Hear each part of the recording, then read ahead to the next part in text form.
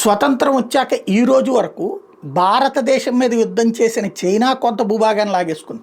మొట్టమొదట నిశ్శబ్దంగా వచ్చి యుద్ధమే చేసి మన దగ్గర ఉన్న కాశ్మీర్లోని మేజర్ పార్ట్ పట్టుకుపోయింది పాకిస్తాన్. అదే POJK. అట్లాగే ఇక్కడ వీళ్ళది అదే పరిస్థితి ఉంటుంది.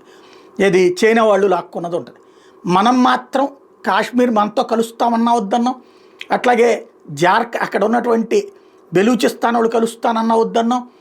అట్లా ఎవరెవరైతే మనతో కలుస్తానన్నా అప్పట్లో ఉన్నటువంటి గిల్గిట్ బల్టిస్తాన్ వాళ్ళు కలుస్తానన్నా వద్దన్నాం. నేపాల్ వాళ్ళు కలుస్తానన్నా వద్దన్నాం. ఆ రోజున ఉన్నటువంటి మన పాలకులు వాళ్ళని కలుపుకుంటే వాళ్ళని పోషించాలన్న రూట్లో ఆగుతూ వచ్చారు. సీన్ కట్ చేస్తే ఇప్పుడు బంగ్లాదేశ్కి సంబంధించినటువంటి పరిణామం ఏంటో చూస్తున్నాం. బంగ్లాదేశ్లో కొత్త యూనస్ వచ్చి మనం చెప్పుకొచ్చినటువంటి పాయింట్ ఏంటి, ఎక్కడైతే ఇబ్బంది తలెత్తుతున్నటువంటిదో అంటే చైనాకి మా దగ్గర ఉన్న చిట్ట గ్యాంగుతో పాటుగా ఈశాన్య రాష్ట్రాలని తీసుకోండి అని పరోక్షంగా చెప్పినటువంటి పరిస్థితి. అంటే భారత్ని ఆక్రమించుకో, ఇక్కడ సముద్ర తీరం కూడా ఉంది, నువ్వు వాడుకుందు కానీ అన్నటువంటి.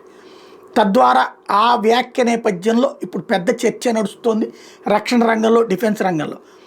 అసలు విషయం ఏంటి అంటే నరేంద్ర మోడీ ఇప్పటికిప్పుడు అంటే POJK లాక్కొచ్చి మన దేశంలో కలపడానికి సిద్ధంగా ఉన్నారు. అక్కడున్న ప్రజలు ఇండియాలో కలవడానికి సంతోషంగా సిద్ధంగా ఉన్నారు.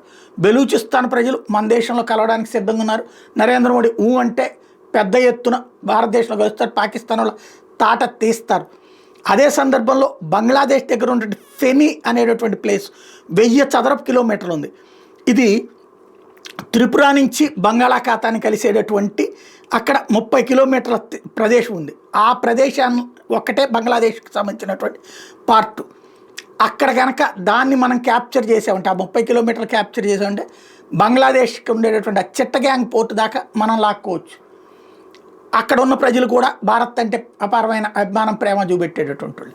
కాకపోతే భారతదేశపు విదేశాంగ విధానం ఏంటంటే మనం ఎవరి భూమి లాక్కోం, ఎవరి భూమి మీద ఆశపడం అన్నటువంటి దాన్ని అడ్డు పెట్టుకునే మన ఈశాన్య రాష్ట్రాలు వేరు చేయడానికి ప్రయత్నం జరుగుతుంది, మన పంజాబ్ని వేరు చేయడానికి ప్రయత్నం జరుగుతుంది, మన కాశ్మీర్ని వేరు చేయడానికి ప్రయత్నం జరుగుతుంది.